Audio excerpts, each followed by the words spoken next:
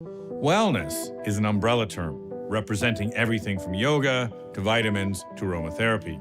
It's also a multi-billion-dollar business in the US alone and over $1 trillion business globally. And as it booms, marketers are slapping this label on all types of products, including dietary supplements, many of which claim far-fetched health benefits.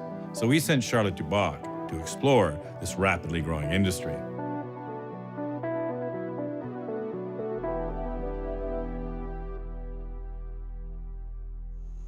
Hi, I think we only have 30 seconds. I've never done this before. I'm Charlotte. We're in Lauren's kitchen. She's about to teach us how to make a delicious smoothie, which is great. That was perfect. Hey guys, it's Lauren. Welcome back to my channel. Lauren Bostic is the creator of online lifestyle brand The Skinny Confidential, with a website, a YouTube channel, a popular podcast, and more than 700,000 followers on Instagram. We're gonna throw beauty dust in here. It has ashwagandha in it, which helps with anxiety. And this also has pearl extract. Love pearl extract. So it's really ugly. It doesn't taste absolutely amazing. Other than, the obvious foods in here, we're adding in these kind of newer supplementary ingredients. How did you find out about them? With me, I just really try to just weed through all the information and figure out what's really working and present it in an easy, fun, cheeky way. She took us to her go-to wellness spot, Earth Bar in West Hollywood, a celebrity favorite. These are minerals, raw ocean minerals. There's potassium, magnesium. Is this just seawater? Pretty much. Pretty much, or yes? Yes. These are herbs that have been around for thousands of years. This one is going to give you mental power, sexual energy, and muscle tone. That's how simple wellness could be. Lauren is part of a new wave of wellness influencers who are often not licensed medical professionals, but can make huge sums of money endorsing so-called natural products and supplements. Today, the US supplements market generates between $35 to $40 billion annually. But with this explosion in the popularity of supplements, many Americans are looking to them as alternatives to more conventional healthcare treatments. We're in Boonville, Indiana, to meet a woman with a chronic illness who's been experimenting with dietary supplements to try to alleviate some of her symptoms. I wanted to be back to myself. 10 years ago, school teacher Andy Waters developed hemiplegic migraines, leaving her largely housebound and unable to work. If I have a migraine, basically what happens is my body behaves as if it's had a stroke. My face will lose feeling. My speech gets real thick and slurred. My right leg will go out. I can wake up and be feeling fine, and in the span of 10 minutes, be laying on the couch, fully incapacitated. Even with a daily cocktail of prescription drugs, her medical doctors have told her that her symptoms may never go away. At that point, you get so desperate.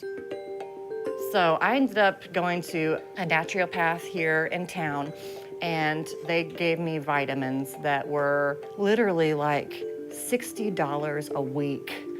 And once you get there and you're paying for it, and you're paying for it, and you're paying for it, and they're telling you the whole time you're paying for it, this is in 3 months, you're gonna feel so much better in 3 months. Then it inevitably doesn't work, and you watch your bank account just kind of dwindle as you've, paid for your stupidity, and you pick yourself up and you move on. And for some people, it's to the next cure-all. And for me, it was just bitterness and anger. And it's not just the chronically ill pinning their hopes and money on supplements. We met with Dr. Nina Shapiro, a surgeon and author of the book Hype, A Doctor's Guide to Medical Myths, Exaggerated Claims, and Bad Advice, to discuss what makes alternative medicine so appealing. People who need to take a vitamin or a supplement are people who are deficient in those vitamins or supplements, which is an extremely small % of the human population. It's very tricky, and it's very enticing, and the labeling is great, the marketing is phenomenal. These are next to regulated medications often, whether it's in a pharmacy or in a grocery store, and it is really deceptive for the consumer. And if many of these products or therapies haven't been proven to work, why are they allowed to be sold with claims which suggest that they do work? Claims are tricky because, again, that's marketing any product. You can say that any product works. It certainly can, and a lot of why these products can get away with it and why people continue to buy them is the placebo effect. And the placebo effect is real, and it's very powerful, and that keeps people shopping. Dr. Tor Wager is one of the leading researchers studying the powerful effects placebos have on the body. Getting a placebo treatment can have surprisingly large effects on depression and anxiety and even some neurological disorders like Parkinson's disease. We are studying placebo effects to understand the brain mechanisms that allow that kind of response to work. The test he's doing on me today is based on pain sensitivity via a device that will safely burn my skin. Ow, ow, ow, ow, stop. 3 separate spots on my arm were covered in cream. I was told the center one was pain-killing lidocaine, while the outer 2 were Milli Moisturizer. All 3 spots were then burned, and I was asked to rate the pain level of each. The first one was the most painful, the last one was the second most painful, and the middle one with the lidocaine was the least painful. The thing is, because you knew this was a placebo study, we double-crossed you. So these were both moisturizer cream. So in this case, you get a little bit less pain with the placebo than with the actual lidocaine. And that's in part because you expected it to be lower. So why did that happen? Placebo treatments can activate the brain systems in the prefrontal cortex that are really important for assignment of meaning. In addition, we're seeing activation of pathways that connect the frontal cortex to the brainstem. And so what we're finding is that the placebo treatment can tap into that system and can activate natural pain-relieving chemicals in your brain. Can you give some examples of ways that placebo works in alternative medicine? A big part, I think, of how people progress over time with illness is their narrative for what that illness is. What caused it? What's going to help me? Is there help? Is there hope? I think to the degree that alternative medicine treatments work that don't have any real physiological mechanisms, they work by helping people to change that narrative. And if people feel better after taking some substance, so that could be caused by the placebo effect, in which case it's not the thing that you're taking that's helping you, it's you helping you. And as it turns out, helping people help themselves is a pretty lucrative business. We're at the 3rd annual Goop Summit. Goop being the wellness brand that was started by Gwyneth Paltrow. It was once fringe, but as you can see from the steady stream of well-turned-out, mostly white women, some of whom have paid up to $4,500 to be here this weekend, wellness is booming. What began as a weekly lifestyle newsletter in 2008 is now valued at an estimated $250 million. There you go. It's bright. So why the syringe? Instead of going to the doctor and taking a shot with them, come and take a shot with us. Everyone associated with Goop and Gwyneth has just this power to them, and you really trust them. So I'm gonna play the bowl for you. Allow your imagination to just take you to a place called Mongolia. So what's emerging is you are a king. Who knew? Mongolian king. I'm scared. Oh my God. I'm gonna be sick. I'm gonna throw up.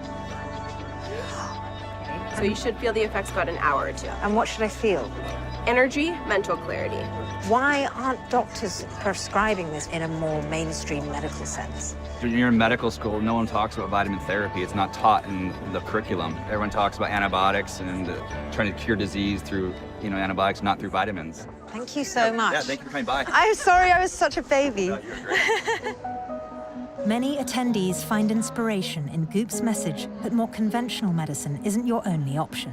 For me personally, Western medicine failed me. In one appointment, he was like, oh, you have this, here's this prescription, and tried to send me on my way. And I was like, no, I know there's something deeper going on, and I know it's not just this one thing that you labeled me under, which is so common, which is IBS. I'm like, I'm sorry, but that's BS, because no. And it ended up being like leaky gut and Hashimoto's, and I lost my period. So that's why I've turned to functional medicine, because it's helped me so much more. But for all the faith Goop devotees have in the brand, it has been a target of harsh criticism for the promotion of certain products. The non-profit organization Truth in Advertising filed a complaint with several California district attorneys, alleging Goop made 51 deceptive health claims about the products it promoted. We wanted to ask Goop about the ethics of playing health guru to thousands of women. So we went straight to Gwyneth Paltrow herself. Hi. Thank you. I know you're tired. I've had my B12 shots. So did I, and it's fucking not working. So we're here at the Goop Summit, and wellness is booming. What do you think it has to say about society in America? Well, I think that the idea of wellness really starts to resonate with people when either they or someone that they love very much is in some kind of a health crisis, and the answers are not effective. It's not about throwing out Western medicine, but it really is about understanding that the consumer, especially women in America who aren't feeling well and who are feeling unheard, people really want now to have autonomy in their wellness journey. And so the consumer is starting to shape the way all of this is happening. And yeah, we've been hearing that all day. Women are finding themselves feeling dismissed by conventional routes. They want more options. But I mean, here you do offer products and practices that are accepted by the medical consensus, that have like peer-reviewed scientific studies. Right. But then you offer things that haven't, but they're all under the same roof. Well, I think, you know, the idea is that science is always changing and theories are always changing. And of course, evidence is key, but sometimes evidence is anecdotal for people. So these debates spark where, you know, as something is emerging and as ideas are shifting, there's always a lot of resistance